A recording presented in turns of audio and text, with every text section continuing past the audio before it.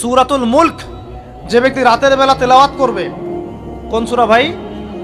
তাবারাকাল্লাযী বিয়াদিহিল মুলক ওয়া হুয়া আলা কুল্লি শাইইন কাদির। এই সূরা যে ব্যক্তি রাতের বেলা করে তেলাওয়াত করবে, ইনশাআল্লাহ সূরা মুলকও কবরে তার সাথে থাকবে এবং কবর আযাব থেকে সূরা মুলক তাকে বাঁচাবে ইনশাআল্লাহ। আমি বুঝাচ্ছি যে কি অবস্থাটা হবে। এবার দুজন ফেরেশতা মাথার দিক থেকে আসবেন, আসতে চাইবেন, সালাত বলবে এখান দিয়ে আসা যাবে না, এদিক দিয়ে আসা যাবে না। ডান দিক দিয়ে আসতে চাইবেন, এদিক দিয়ে আসা যাবে না। বাম দিক দিয়ে আসতে চাইবেন, যাকাত বলবে এদিক দিয়ে আসা যাবে না। পায়ের দিক দিয়ে আসতে চাইবেন, আমলগুলো বলবে এদিক দিয়ে আসা যাবে না। তখন যাই হোক তারা আসবেন। এটা কথা কি? এটা কথাটা হচ্ছে যে সলাতের গুরুত্ব, মানে সে সলাত আদায় করেছে, সে আমার হক আদায় করেছে, আমি তার পক্ষে আছি, এটা পক্ষে বোঝাচ্ছে।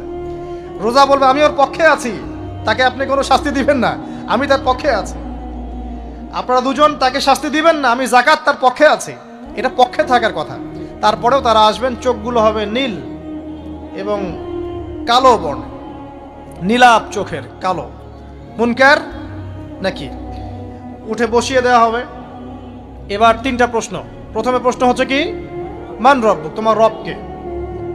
তখন মুমিন বান্দা বুক ফুলিয়ে বলবে রব্বি আল্লাহ, আমার রবকে আল্লাহ। পৃথিবীতে যে ব্যক্তি আল্লাহর সাথে শিরিক করে নাই, আল্লাহর তাওহীদের উপর থেকেছে এবং তার উপরে মৃত্যুবরণ করেছে, ইনশাআল্লাহ সে ব্যক্তি এর উত্তর নির্দ্বিধায় দিতে পারবে ইনশাআল্লাহ।